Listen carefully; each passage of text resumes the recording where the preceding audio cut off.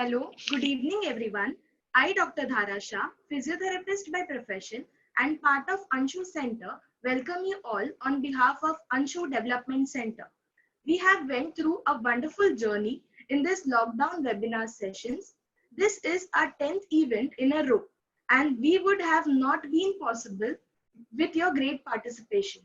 Today, we have crossed 250 registration. Your such active response helps us to come up with more such events. If you have missed any of our previous webinars, you can visit our YouTube channel, Anshu Development Center by Dr. Mona Shah, where you can also find various physiotherapy rehab videos. We would love to know how do you like our webinars. So before leaving the webinar, you can drop your valuable feedback in the chat box below. Let me tell you something about Anshu Center. Anshu Center is an adult and child development center, urban extension of Kasturba Health Society and Medical Research Center, Wardha. It is located at Vileparle West. Here at Anshu, we provide various services like adult and pediatric physiotherapy, occupational therapy, speech therapy, feeding therapy, counseling, mental health care, and special education. Anshu Center conducts online therapy sessions and we would love to share a glimpse of our online sessions with you all.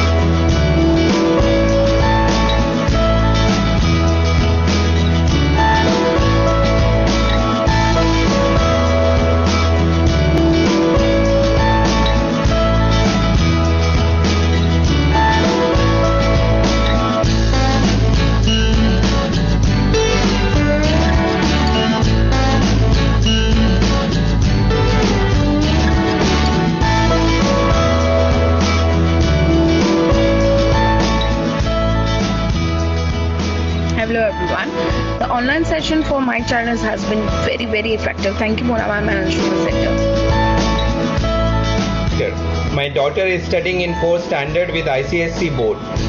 During my interaction, I have realized that she has mild attention disorder. I have took an opinion of 2 to 3 psychologists and they advised me occupational therapy. I have taken her to Andheri West and consulted occupational therapists but not convinced. Later my wife found out Anshu via Google and we consulted Dr. Mona Shah. After consultation, immediately lockdown started and we could not continue classes at her clinic. However, we immediately started online classes 5 days in a week and interacted many expert therapists of Anshu like Manisha Miss, Radhika Miss, Nishita and Dhara Miss. Friends, within 2 months, I have realized remarkable improvement in my daughter. She developed confidence and her attention towards work has improved.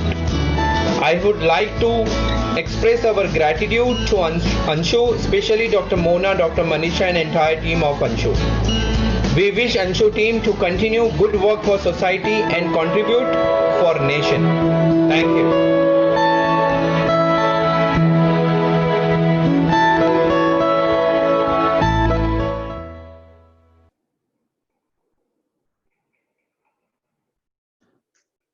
This is how Team Anshu stayed afloat even in this difficult COVID-19 condition. Before moving on to our workshop, I will give a brief walkthrough about today's workshop. In the first segment, our very own kid, Anshu kid, Heer Idani will share her views. In the second segment, Dr. Mona Shah, who is an occupational therapist by profession and brain behind Anshu Development Center, will guide us regarding is screen time altering the brains of our children. And in the third segment, Ms. Dipti Gandhi, a low vision consultant, will guide us about the role of vision therapy to enhance the residual vision. And also we have a very special guest today, Master Bhavya Shah, who will share his success story with us. Stay tuned to our last segment. Now I welcome Heer and her mother to please continue.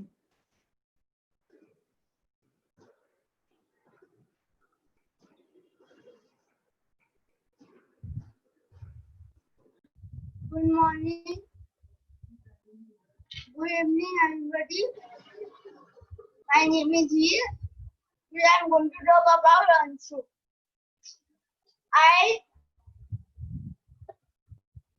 have many friends over there in Anshu where I used to go, and I like teachers over there, Mona ma'am, Lucy Miss, Daya Miss, and everybody over there. And when I couldn't understand the word then which I used to read the book over there, so Daya Miss and Lucy Miss used to help me over there. And I love them so much. I like band exercise, coloring, and other games. Treadmill, cycling.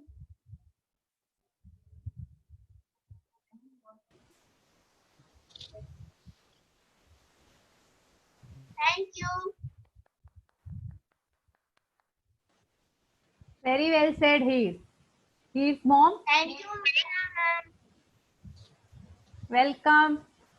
Heer's mom, do you want to share Yeah. something? Yes. Hello everyone. मेरा नाम वैशाली इब्रानी है. Anshu join किए minimum around 5 months हुए हैं, लेकिन मुझे भी किसी ने रेकमेंड किया था कि जस्ट गो एंड ट्राई. तो मैं ऐसे ही ट्रायल के लिए मेरा कुछ ज्वाइन करने का इरादा नहीं, मैंने let's go to meet checklist.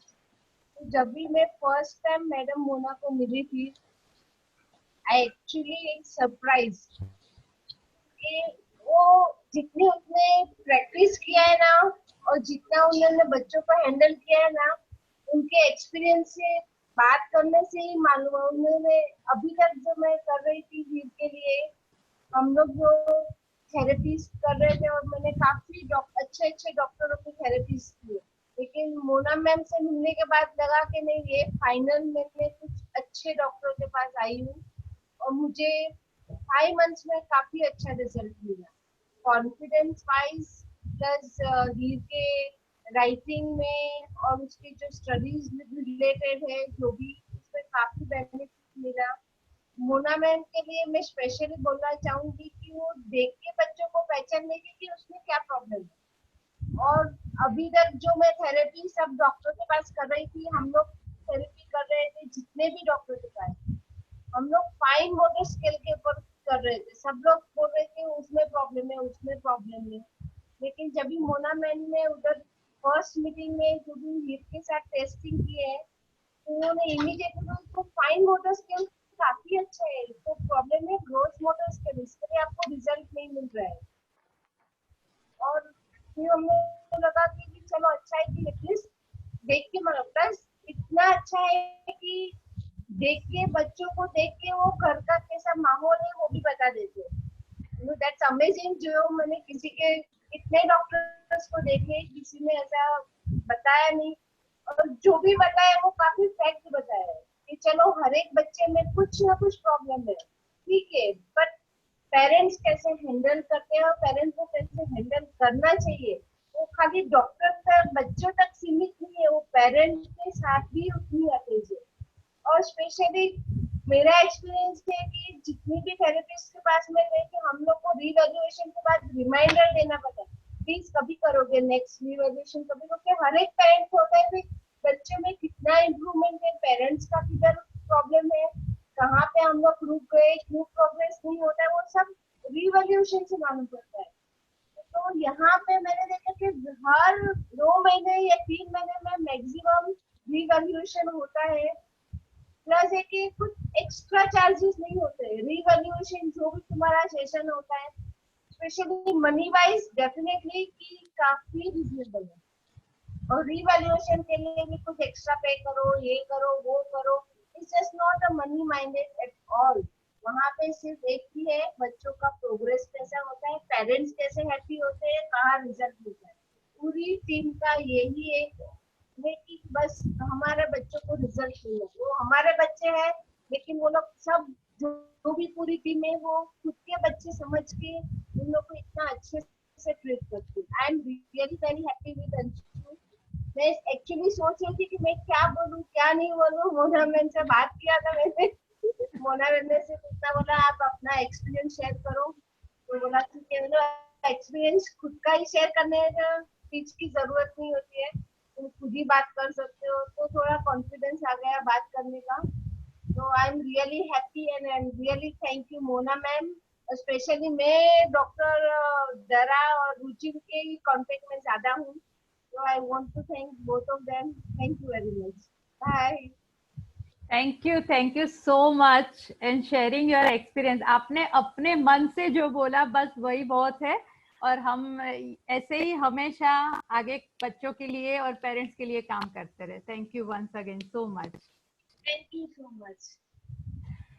So welcome all dear friends. I can see a wonderful participation of 147 participants today for our workshop. Welcome you all. Good evening once again. Friends, today, as you know, we are going to discuss a very important subject. Before that, I'm going to share some ideas or some research work which is facing, and it's a question for all the parents around. So an entire generation of kids is growing up with, today, you know, smartphones and tablets and other electronic devices. This may, or for many parents, is a worrisome. Is it also giving a scientist a chance to understand how it is really affecting the brain of a child? Screen time, what effects kids get on the developing brains? Researchers from the National Institute of Health recently offered and glimpses of answer based on preliminary data from the adolescent brain cognitive functions study about the effect of the screen time on our kids. So let me share my screen over here.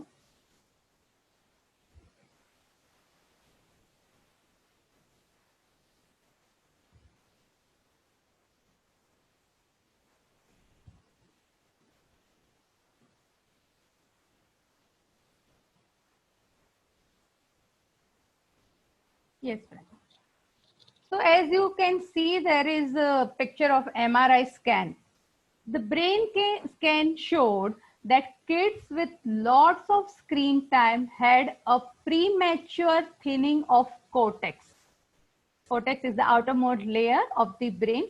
The outermost layer of the brain processes differently, or it can be said that it has an interrupted problem of tapping of the processing of the information from the senses. So what happens? That typically happens as a maturing process. When anyone ages down the line, as you grow, you can see this kind of changes in the cognitive function or in the brain and the areas of the cortex. But what is happening if any child is exposed more than a required or allotted number of screen time, what we see is what is going to happen later in our life. It happens much earlier in their life. So one more thing the researchers thought of is the screen time to blame for this brain or the learning differences. So why these changes are happening? So researchers, the one more school of thought even says the two things are happening at the same time.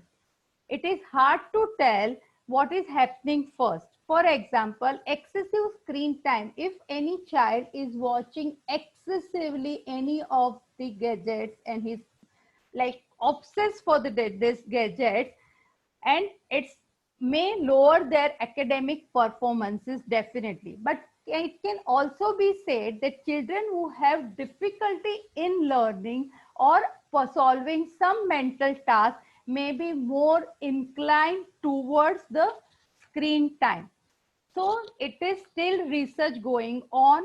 It is been definitely proved the changes in the cortex is much earlier in children, which is happening due to the screen time. The same is true of the differences seen in some children's brain scans. And did some screen time cause those changes, or are children with cortical thinning more drawn to screens? Answer will come in few more years as a perfect research. But one thing we are sure that it is giving some permanent changes which is not required at that early age. So what else? Growing screen research, and it says what else it affects. Screen time, as I have already, you can see, there are a lot of physical, cognitive, socio-emotional, language and motor changes when a child is exposed to more number of screen time. Studies have found that excessive screen time can harm children's health, like increasing obesity and disrupting sleep. Parents and teachers. Earlier research focused on television and only on the video game. But what has happened after this mobile or especially iPhone has been introduced, the screen time landscape has changed drastically. Research includes teenagers brain, we are includes teenagers brain, but when we are taking about the young kids, then it comes to teenagers brain who are very active on the social media, and they have checked their Instagram feed. They found that when teenagers viewed their Instagram feed, the reward system of their brain is activated, and which releases dopamine. If you must be knowing, it's a dopamine is a high. It gives you high. It gives you kick. A brain chemical involved in craving and desire. So that is another reason we see addiction to the social media. One more thing, teenagers who use electronic media at night are more at risk of sleep disturbances, as I mentioned, in the young kids as well as in the teen, but it's a major cause or symptoms of depression is much higher with them. So cutting back on the screen time may reduce some of the symptoms. Now it is clear that there is an interplay between media and the child development, but it's not realistic, as we know in today's time, to always take away all screen or the electronic media from children. So for parents concerned about their child's screen time, as advised by American Academy of Pediatrics, is suggested as for children under 18 months of old, there is no screen time. For children between 18 to 24 months old, high quality media watch where you will be showing them something. It's just they are not left with the mobile or an iPad with the parents, and at least just for a half an hour, it's okay. Children between 2 to 5 years of age, again, it is always advisable to give them a screen time with parents, but definitely less than 1 hour. Then you think how to reduce screen time. Lot of parents has this question that children, they watch TV and everything for more than 6 hours, friends. As we have seen, more than 8 and 9 hours of screen time is really giving bad effect. And we have even seen that if somebody is watching at least for two less than 6 hours or a 2 hours or 3 hours TV, also there are a lot of changes in the thinking process and the language skills. Parents, no device for really young children. The underlying thing, limit the daily hours of older children, define some strict rule for a child as a disciplinary measure. Don't overuse mobile devices. Parents yourself, you don't use mobile devices often in front of children, then only you can make them disciplined. Show them the alternative ways of which will be more appealing, taking them out, board games, taking them in the gardens, and which so they will not be sitting ideal with the screen time. So as we have seen in lot of usage, we have even seen that their fine motor or the functions on the weak hands and fingers are definitely getting affected. So my sincere request to all the parents around in the audience to have some interesting alternative ways so that your children are not always sitting in front of screen. So it's over to this subject, and we are moving towards our next subject, which is a very interesting subject. Once again, I'll stop my sharing. So for our next subject, we have our esteemed guest today, Dipti Gandhi. Dipti ma'am, you are here. Dipti, she is a founder of Muskan Foundation, very famous Muskan Foundation. Dipti, you can unmute yourself.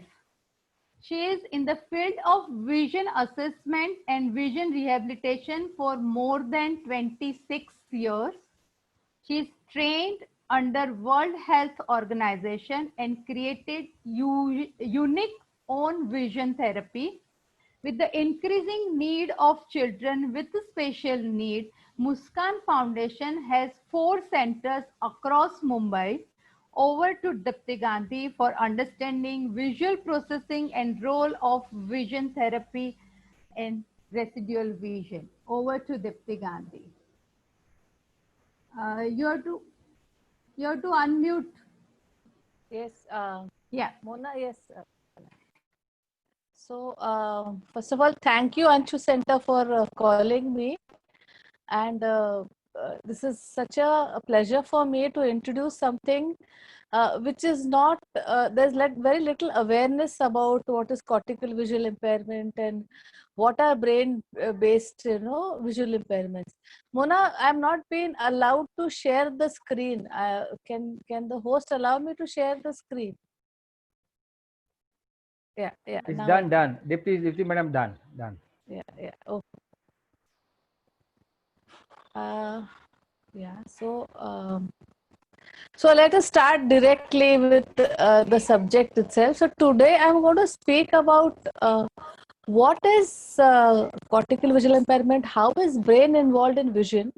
So it has been seen that in cortical visual impairment, it is there in children with autism, in children with intellectual disabilities, in cerebral palsy, but all of us have very little knowledge about it. We don't know what it is. So we are seeing children, the parents know that there is some problem in vision, but they are not exactly able to pinpoint. They don't know where to go. So let's start with our presentation. So today I'm going to talk about what is the relation between vision and the brain, and let's understand what is visual processing. Okay? So how do we see? We have all learned in the 10th standard, that when the object is placed in front of our eyes, the image is formed on the retina and the image is inverted, right? Now, even if the image is inverted, why is it that we can see the image straight, right? So this is the reason behind it. Our eyes only catch the picture, okay? It is the brain which does the seeing. So the inverted image is made straight by the brain. So you can see a picture here. So this is the eyeball. You all can see my cursor. This is the eyeball, okay? And there is one optic nerve which goes straight to the same side, and there's another one which goes to the opposite side. And it comes to the visual cortex, which we call as the occipital lobe, and the seeing process is done here. Okay, so the eyes don't see, it is the brain that sees. So if you take a cross section, this is the eyeball. From the optic nerve, it goes to the lateral genticulate. From there, it goes to the vision center where the seeing happens. Okay. Now, nowadays, there's a new philosophy which is coming and which says that it's 40% total, the whole brain sees. It's not only the occipital lobe. So let's see, what is it? So the image of the object is formed here in the occipital lobe. Okay. So suppose a child is seeing his toy. Okay. So from the eyes through the optic nerve, the image comes here. Okay. And then there are two parts here. One is tells us where is the image, and the second is saying what it is. Okay. So suppose there's a toy. Okay. The picture comes here and it goes to the occipital and it says, where is it? Is it near me? Is it far away? Is it up? Is it down? So it is the parietal lobe. If you don't know the name, it's all right. It's the upper part of the brain, okay, which tells us where it is. You know, have you seen children while writing, they miss the line, they go up or down, right? So because the where path is not working, okay, they know, but they don't know where to write. Then the other one is, we call it this one was the dorsal stream, while as then we come to the ventral stream. Ventral stream is that suppose you have seen me, okay, and then later on, so my picture is now in your temporal lobe here, okay, sorry. So when you see me next after a long time, you say, oh ma'am, you know, I've seen you in that Anshu seminar, you're Deepti Gandhi, no? So why? Because my picture is in your temporal lobe and you could retrieve it whenever you want.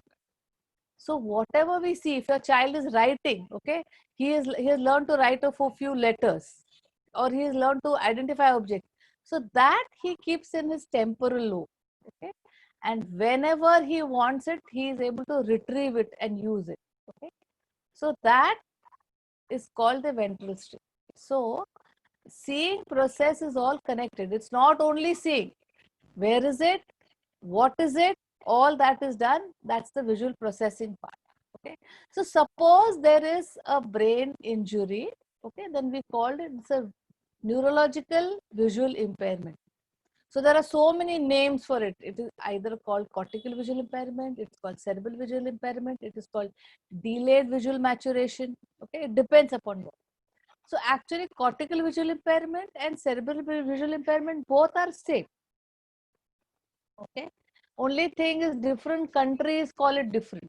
Okay. But delayed visual maturation is something like delayed development. So maybe the child right now is not using his vision, but later on he will start using his vision. But the other two are cortical visual impairment or cerebral visual impairment, says that there is some damage in the brain because of which the vision is affected.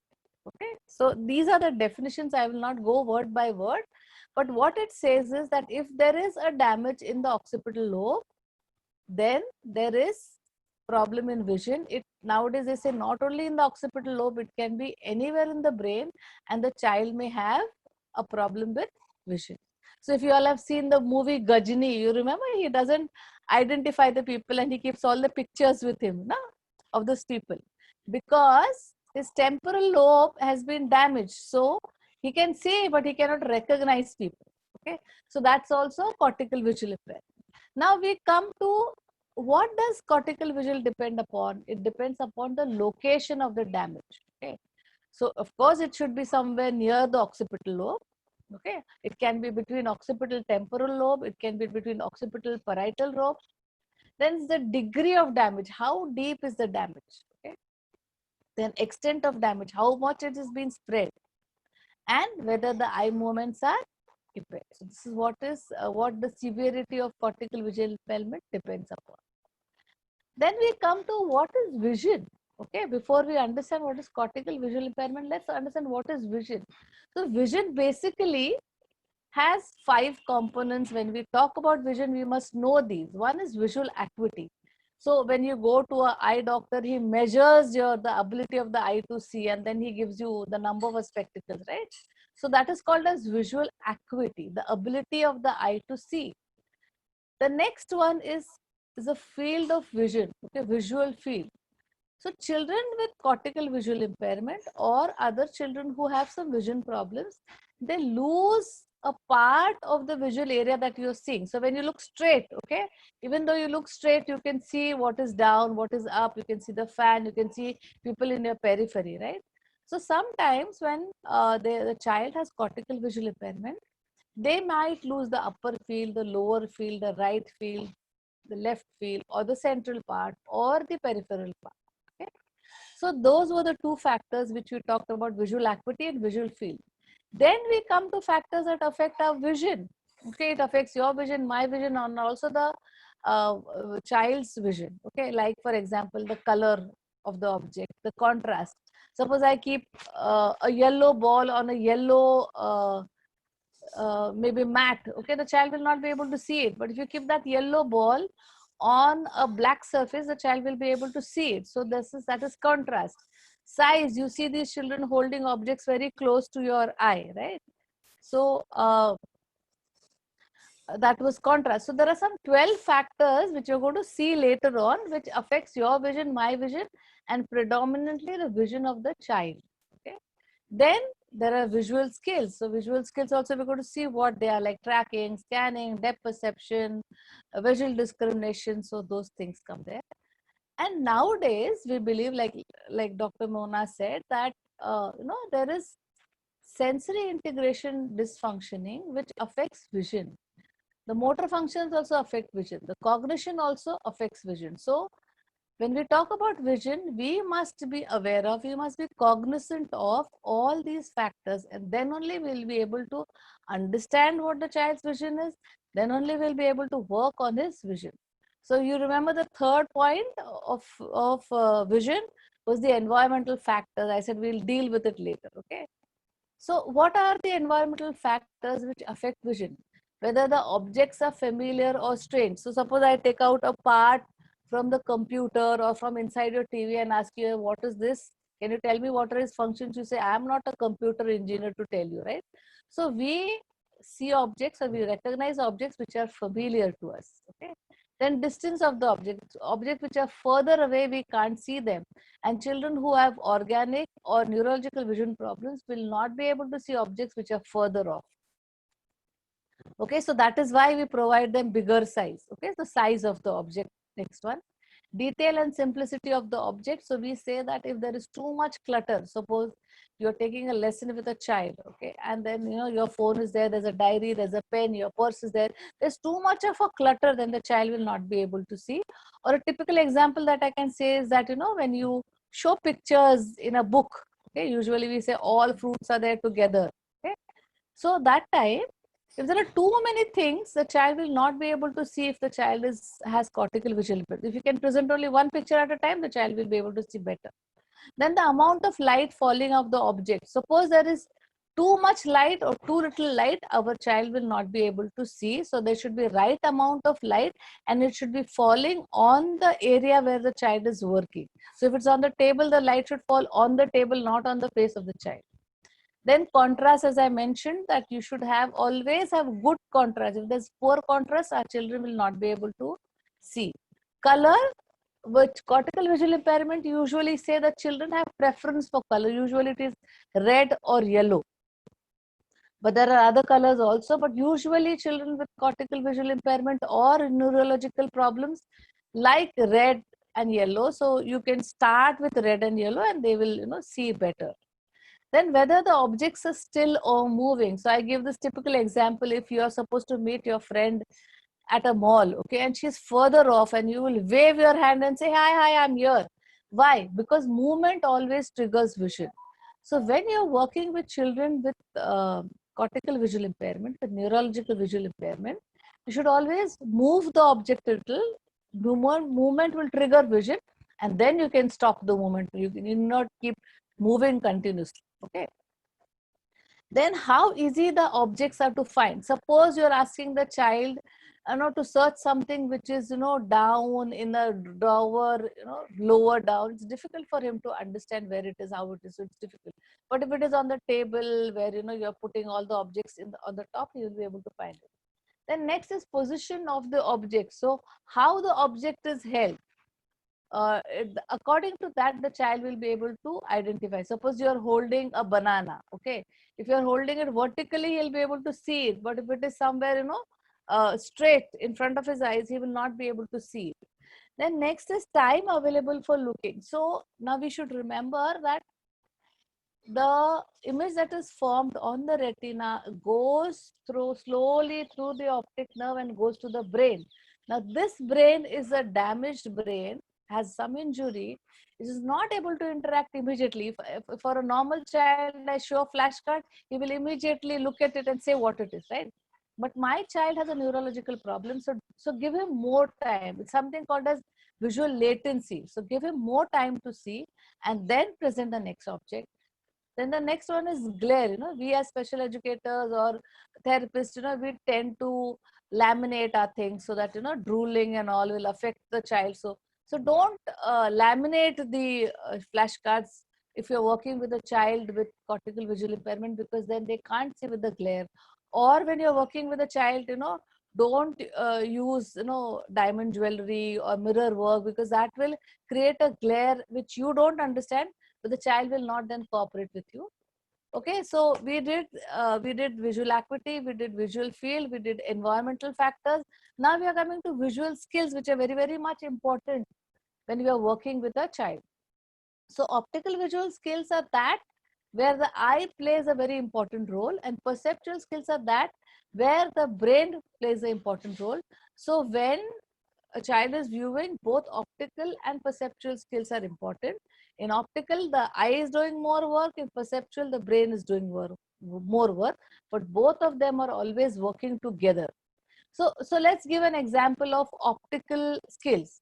One is visual awareness. Suppose you're sitting in a room, okay, and somebody comes in. You're aware that somebody is there. So you're aware of that. And then what do? You visually attend to that person. And then you fixate your vision on that person, okay, and then focus on the face and say, okay, this is my Mona teacher, this is my Sonam teacher. So that is when you do the focus. Now fusion is something which I cannot explain, because your right eye and the left eye are giving two different images and they are fused together to give one image. That is called as visual fusion. Then visual tracking is that person moves across the room, then you are tracking that person where he is going, okay. And then you look at that person and then you look at the page that where you were or whatever task you were doing, that is scanning. You look at that person and you look at yourself. So that were the optical visual skills which we work on. They are also called as oculomotor skills. Then once these are developed, the child starts developing the perceptual skills. That is the visual discrimination, that my mom looks different from my dadi. Then when they go to school, an A looks different from C. Then when he goes, and starts learning spellings, come looks different than came. Okay. So that's how slowly visual discrimination, develops and it goes to a more advanced level. Figure ground. Okay. Figure ground is, typically when you go to a kindergarten class, the teacher is showing some chart and she's saying, this is the story. And, the child is busy looking at something else. And he says, oh, that board has a Mickey Mouse there. That's not it. He's supposed to look at the teacher. He's supposed to look at the picture that the teacher is showing. But because he doesn't have figure ground, he looks all over the place. So if you want your child to see what you're showing, you should use good contrast. You should go closer to the child. So that is figure ground. Then visual memory. We all use visual memory. So suppose you taught the child earlier, B, how to write B. So it's in his visual memory. He can recreate it whenever he wants it. So that's visual memory. All of us, recognize people, do things during our daily life because of visual memory. Then visual closure. Suppose somebody, now I'm presenting and somebody just came and just peeped in. Okay, so seeing the small part of that face, I know who that person is, right? So that is visual closure. or suppose there is a scissors on which there is a book. Looking at the small part of the scissors, you know that it is a scissor. Okay, you need not see the whole part. So that's called as visual closure. Spatial relationships. Okay, spatial relationships can be depth. It can be how far the thing is from me, how close the thing is from me. Okay, so that is spatial relationships. So children who have a damage in the parietal lobe will have poor spatial relationships. They will not exactly know where the object is. Then mobility is affected. Moving about in the environment is affected when they have a problem. So that's mobility. Visual, motor, coordination. So it will be eye-hand coordination, eye-foot coordination, eye-trunk coordination. So these are the visual skills that are affected when the child has vision problems. Okay? Then, there are a lot of scientists, there are a lot of people who have worked on cortical visual impairment. And then there is one lady called as Christine Roman, who has consolidated and said that there are these 10 typical characteristics in cortical visual impairment. Okay? So one is color. So what is color? Like I told you earlier, that children with cortical visual impairment like the red color or the yellow color. They will look more at objects which are red or which are yellow. Very rare cases there are children who like other colors, but this is the common one. Then movement. Okay, movement will trigger vision for children with cortical visual impairment. So when you're working with them, you can move something and then keep it static. So movement will trigger vision. Latency, as I told you, because it's a neurological problem, the image is going from the retina to the occipital lobe. Maybe that movement is slow, and then the occipital lobe is trying to understand what it is, and then it sends a response to the parietal lobe, to the temporal lobe, and tells him to do some action. So there is latency. It will be slower than the other children. Okay. As I told you, there is always a visual field loss for children with cortical visual impairment. It may be the right loss, left loss, upper, lower, the central peripheral, the central field is lost or the peripheral field is lost.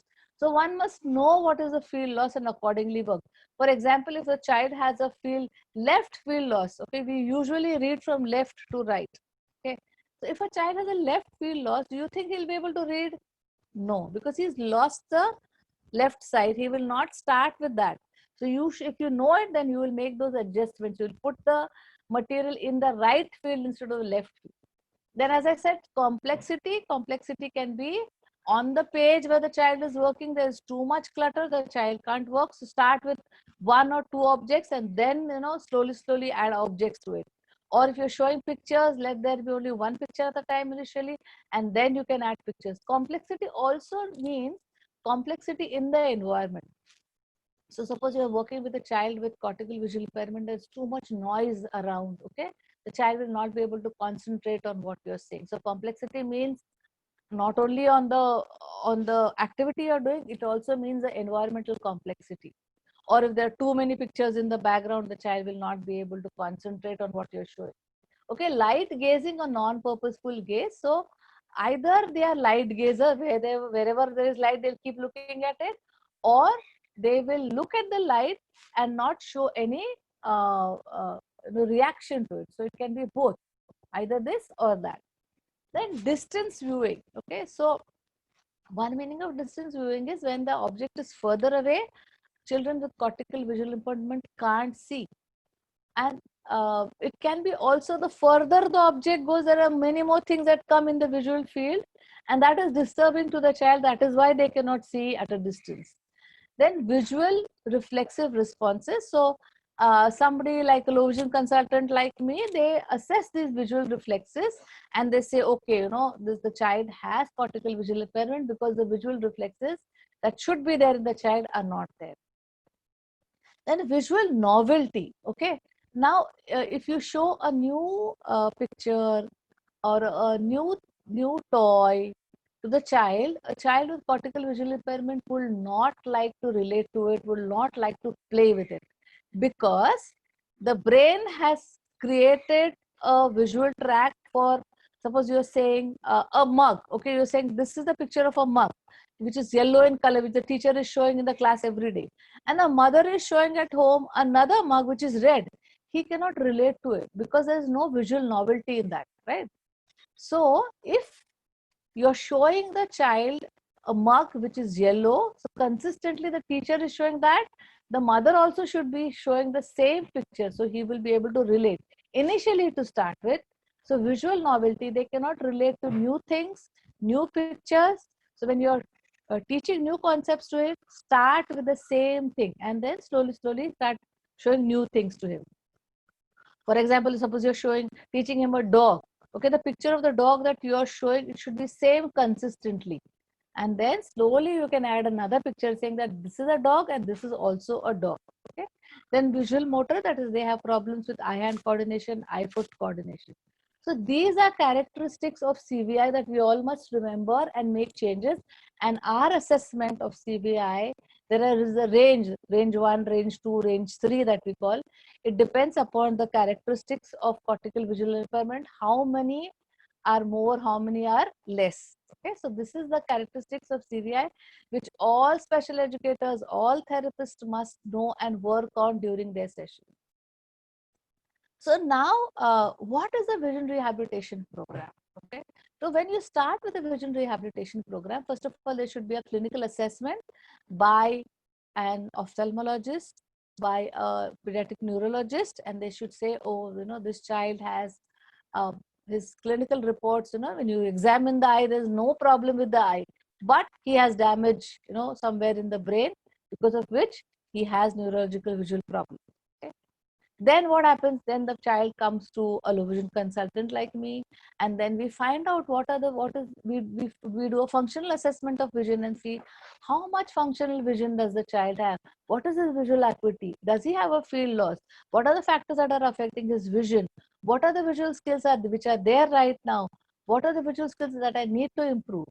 Then we also have to talk to the occupational therapist, physiotherapist, speech therapist, and get more information from the multidisciplinary team about the vision of the child.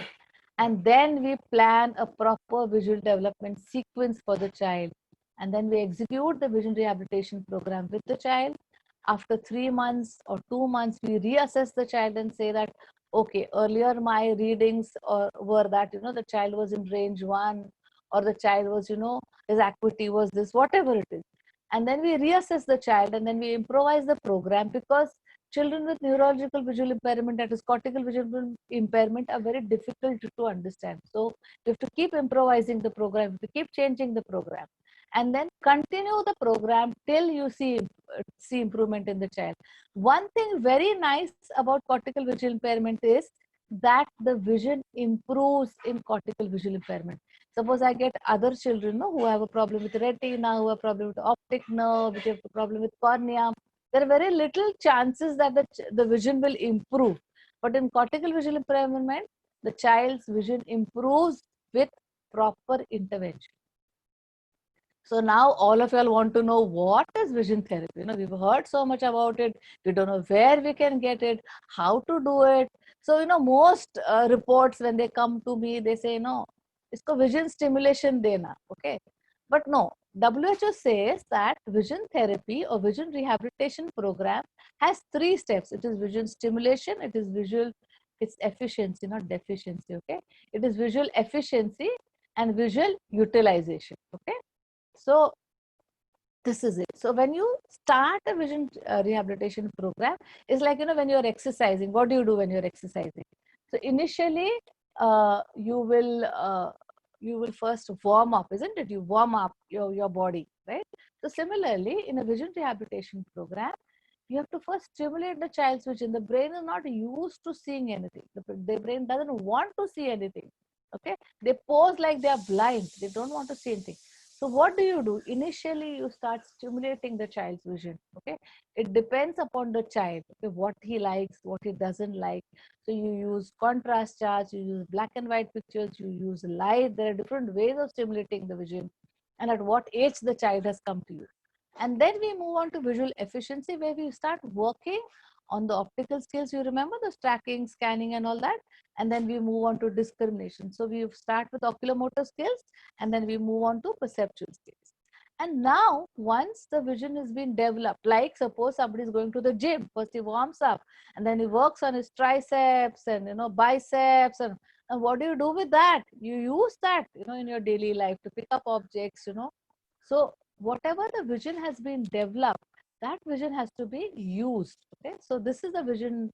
These are some pictures of vision stimulation. So we use different vision stimulations for different children. So we use high contrast sheets and objects are used. We use light emitting toys and objects. We have to be very, very careful when you're using light emitting objects, with children. Many a times when the parents come for assessment, they bring those flickering toys and they say, "You use karta hai." It's sometimes detrimental also for the child, because many of the CVI children also have convulsions. So you have to be very, very careful what you're using. Then you have to take care of the sensory needs of the child. The picture on the top, you show that the child is being shown on the wedge. Okay, so we are taking care of the vestibular needs of the child, the proprioceptive needs of the child. That is very important even during the stimulation stage. Then we use certain handle activities, brain gym activities also in the vision stimulation state. Then we move on, as I told you, we go on to the visual efficiency, where we work on the optical skills, we work on the perceptual skills, we alter the factors, the distance, size, and all that. We take the advice of our occupational therapist and attend to the sensory needs and do age appropriate activities. So if a baby comes to me of 6 or 7 months, then her visual efficiency program will be much different from a school going child who comes to me at 6 or 7 years old. So those activities will be different, though I am working on the same visual skill. Okay, so we are done with stimulation, we move on to efficiency. And then what is the use if you have developed the vision and not using it? So some children use it for reading, writing, some use for moving about in their environment, some use it for the daily living activities, some use for communication, some use it for socialization. So once the child's vision has been developed, we try to make the child use that vision. How? By doing some environmental modifications. You can see the picture of the steps there, so you have made them yellow so that the child knows where one curve ends and the other starts. Then we send them to ophthalmologist, optometrist, who give them optical devices. Then there's a picture on the top where it's a typoscope. Okay, so where it's just a window that's made where only one line can be seen at a time and the child can look at it. Okay, so that's the utilization program to just so the vision rehabilitation program had 3 steps: vision stimulation, vision efficiency, and the last one was vision utilization. Mona, tell me when the time is coming up. Okay, then it works in the consideration of the plasticity of the brain. So when we talk about CVI, it is related to the brain. So the plasticity of the brain works wonders with children with CVI. Then it also depends upon the motivation of the child, how motivated the child is, what are his what can be used for the motivation of the child. Okay, is the child under aroused, over aroused?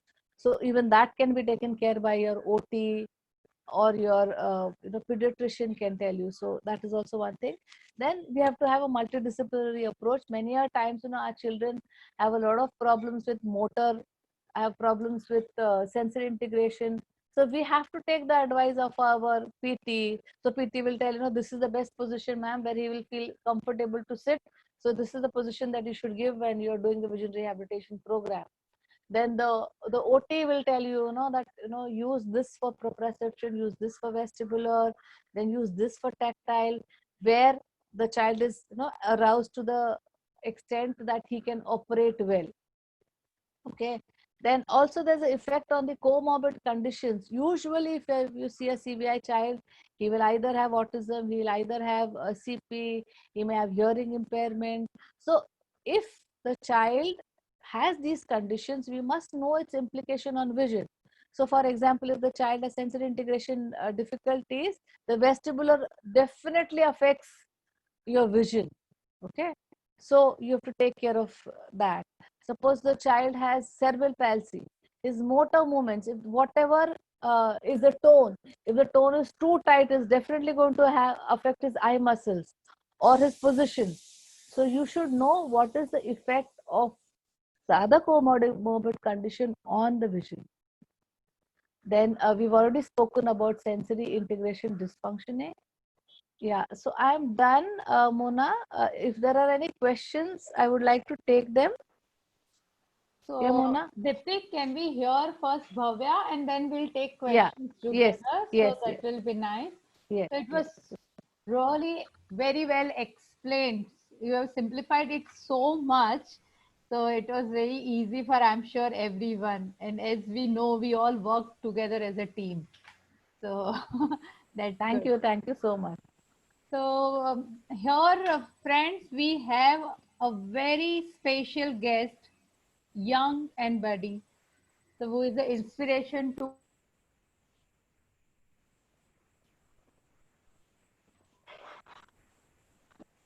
we have Bhavya Shah with us. He is a student of TP Bhatia Science College. Bhavya has secured 97 percentile in his HSC exam, in 97 percentile in JEE main after HSC, and in his HSC he has secured 90.3%. Bhavya has won several national and international championship, scholarship. His team has even won first championship in debating in India. Friends, Bhavya got visually impaired at the age of 12 years due to retina degeneration. Any kind of disability has not stopped Bhavya for his continuous achievement. And as we can see today, he has been offered a set to study mathematics and science at the Stanford University. So I think a big round of applause to Bhavya. We all are so proud of him. And let me ask Bhavya to share his experience, how in spite of disability, he has continued achieving such high grades. Bhavya? Thank you so much for those kind words. Am I audible and visible? Yes, Bhavya. Please go ahead. I want to start off by acknowledging the instrumental roles that some people have played in my life. My tireless parents, Tejal and Aisha, at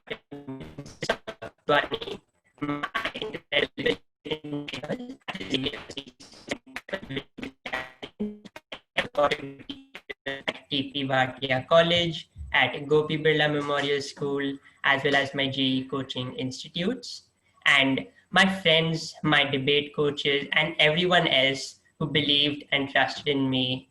None of this would have been possible without them. Now, you might be wondering how exactly it is that I have achieved what I have. Winning the World Championship in debating last year, landing admission at my dream school, Stanford University, and the several other competitions I won at the national and international level in STEM. So let me give you a quick rundown on the tools and techniques used by blind people to lead productive and fulfilling lives. Now, some blind people use Braille to read and write. I personally don't. I use an ordinary Asus Zenfone and an ordinary Dell laptop, but with a screen reading software installed. I issue commands using the keyboard or the touch screen, and the screen reader reads the screen back to me, thus allowing me to independently take notes on a Word document or research for a project online, binge watch YouTube, as well as attend this Zoom meeting. To get around independently, blind people use a white cane, which is a kind of a stick which allows you to detect obstacles, potholes, and slopes in front of you so that we can move around confidently. Some people also, in addition, use a guide dog or echolocation. We blind people are very creative and adaptive and find ways to do everything we want to do. We work at Google and Microsoft and have studied at Oxford and Harvard. We have climbed the Mount Everest, are swimmers and are chess champions. But at the end of the day, we have the same worries about work and anxieties about examinations as you do. But living with a disability is not all moonlight and roses. So let's chat about the darker side of blindness, shall we? I'm often asked to give inspirational speeches about my difficulty and my problem. But the funny thing is that my problem is not so much my blindness. It is you. Yes, you. If you are an author or publisher, I want you to know that it is because you chose not to make an accessible electronic version of your book that students with print disabilities in India are missing out. I was forced to put in hours of effort just typing up my textbooks because you did not consider that need. If you are an architect or a builder, know that your lack of understanding of universal design is the reason why mobility in Mumbai is like a Khatro Ke Khiladi stunt for the disabled. Ramps for wheelchair users, audio announcements in lifts. These are just two of the many simple ways you can make infrastructure more accessible. If you are an actor or a filmmaker, your unwillingness to add audio description and not my lack of eyesight is the reason why I'm unable to have an inclusive viewing experience. Netflix has audio description, Amazon Prime has it, but Indian alternatives like Hotstar and Bollywood do not. It is not good enough for you to wow at how inspiring a friend to not invest too much time and energy in their visually impaired son or their son with a CVI or another intellectual challenge. It is not fair for you to say that your sympathies and your best wishes lie with the disabled when you yourself are busy building a world that excludes and oppresses the disabled. All of us have good intentions, but good intentions are meaningful only to the extent that they are followed by good actions. I am blind, not you. So I want you today to take out that mirror, reflect on your attitudes and actions towards people with different disabilities, and commit to not just saying that disabled people deserve equal opportunity, but personally making sure that they do. Look around, embrace people's differences, and ensure everyone feels included and is lifted to their individual highest potential. Thank you. Excellent, Bhavya. Very well and rightly put up. Friends, the time has come for the inclusive society.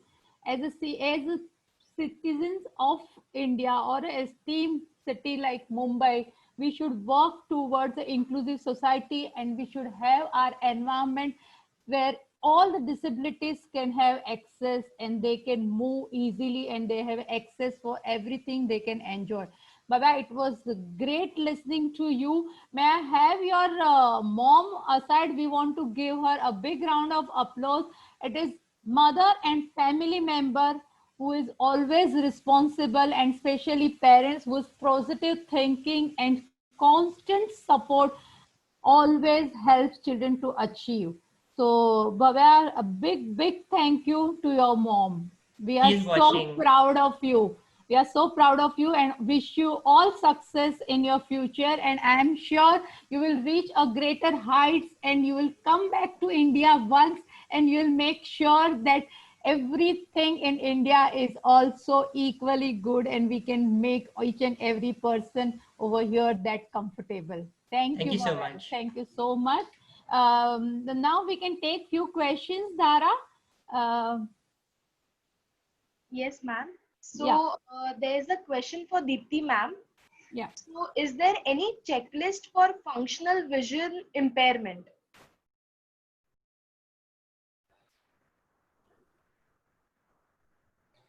Deepti, ma'am, you have to unmute yourself.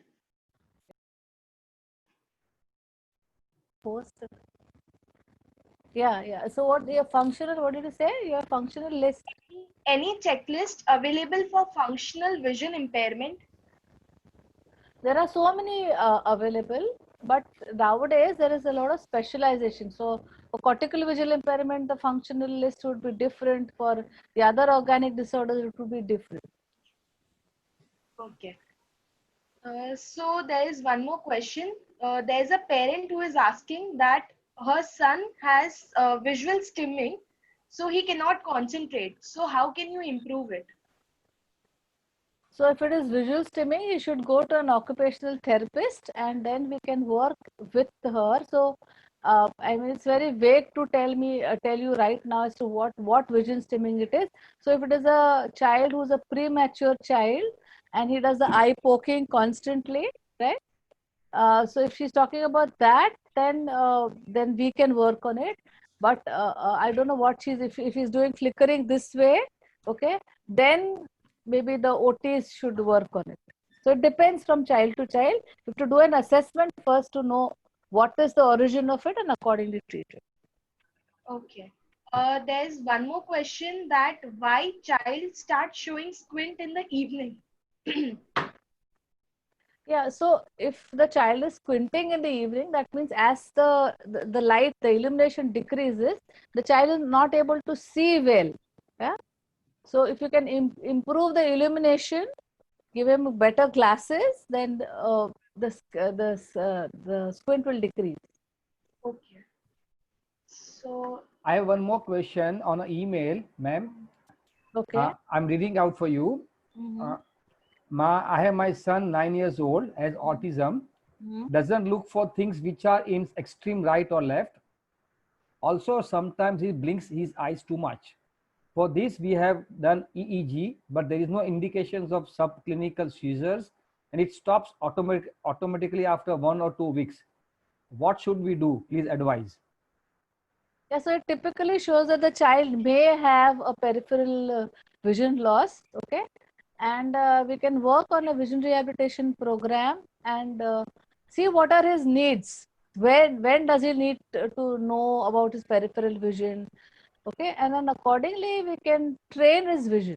So we'll have to first do an assessment to see, we'll have to see his, if there is a MRI, CT scan or his childhood history, okay? And then accordingly suggest. Without an assessment, we can't say anything.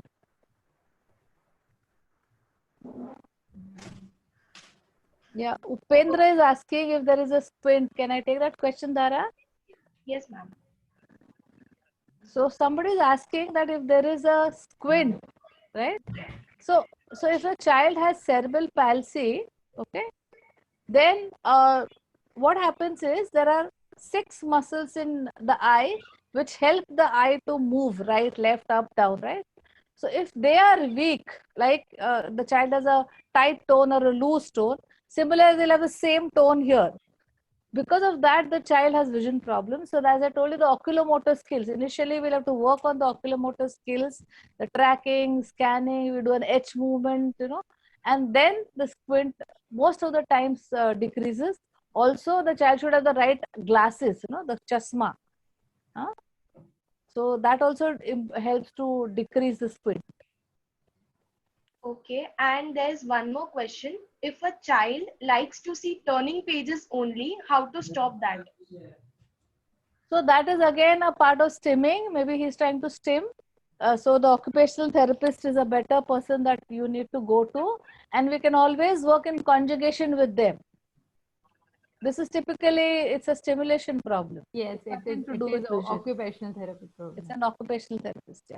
So that's what I'm saying, when you're working on vision, it should be a multidisciplinary approach. Both of us should work together. So many a times when a child comes highly aroused, all the time jumping, how can you work on his vision? Or if the child's vestibular sensation is very weak, you can't work. Then at such times we say first go to the OT, work with him, and then we start our session. Otherwise, it's of no use working on the child's vision. Right. Okay, so we are done with our questions. Yeah. So, word of thanks. It was Dipti, it was great understanding, and I am sure all the teachers and parents around had a clear picture or a vision of how to go about it further for their kids. So over to Dhara. Thank you, Ms. Dipti Gandhi, on behalf of Anshu team for helping us and giving us so much information that we generally wouldn't know. It was a wonderful and insightful lecture. Thank you, Ms. Dipti, for introducing us to vision therapy and its benefits with kids. I would also like to thank Dr. Mona for her continuous guidance in all our events regarding healthy development of child. And thank you all the attendees for coming up, sparing your time and joining us here. I think we all spent this 1 hour with maximum information. And to all the audience, you can go and check our Facebook and Instagram page and even check our YouTube channel for all the recorded videos. Okay, so thank you so much. Thank you, Bhavya, and thank you, Bhavya, thank you so much. You were very amazing, and all the best for your future. Thank you, everyone. See you all next week.